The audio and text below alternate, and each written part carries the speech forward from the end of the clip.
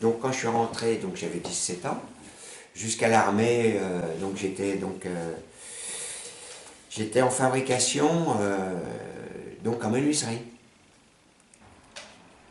Et puis après, bon voilà, j'ai été agent de planning jusqu'en 75. Donc en 75, donc j'avais un peu plus de responsabilité, donc je m'occupais de la mise en fabrication, de la réception des commandes, la mise en fabrication de ces produits, de la mise en délai aussi, il fallait que l'on mette des délais. Et puis voilà, je suis de 75 à 79, après par Strafort, donc j'avais encore plus de responsabilité. Je m'occupais aussi d'expédition.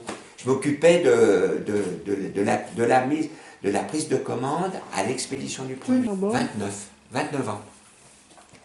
Donc jusqu'en 15 novembre 1992. Donc là, vraiment la fermeture. Tous les ans, il y avait un concours de pétanque de l'entreprise. Oui. Il y avait un concours de pêche sur l'étang, sur son étang, donc au Villard, à La Roche, où il habitait.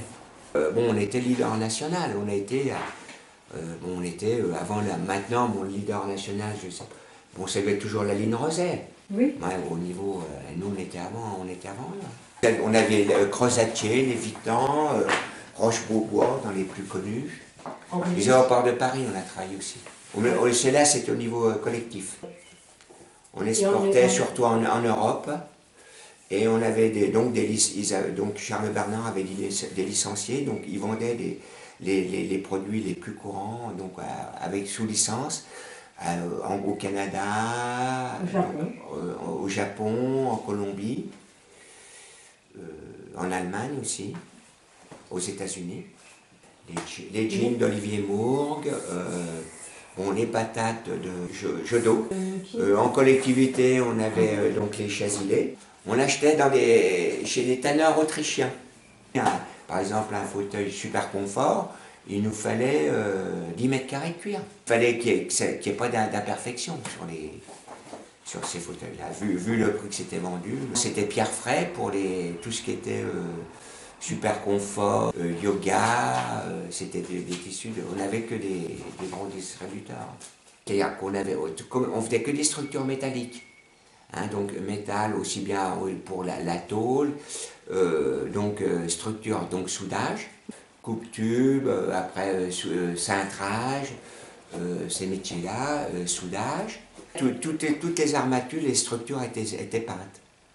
Donc on avait peinture donc au trempé.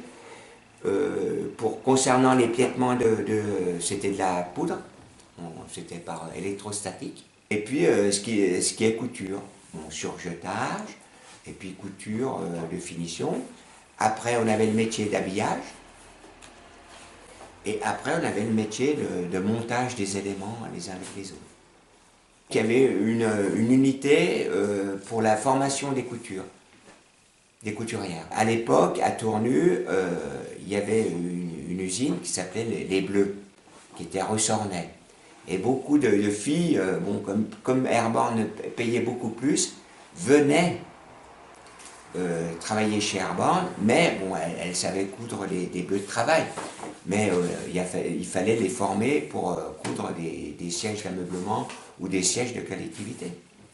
Le patate, ils avaient fait aussi une chaîne de couture pour le patate, où les mécaniciennes faisaient que le même modèle. C'était des réductions de coûts pour sortir le modèle le moins cher au niveau du prix de revient.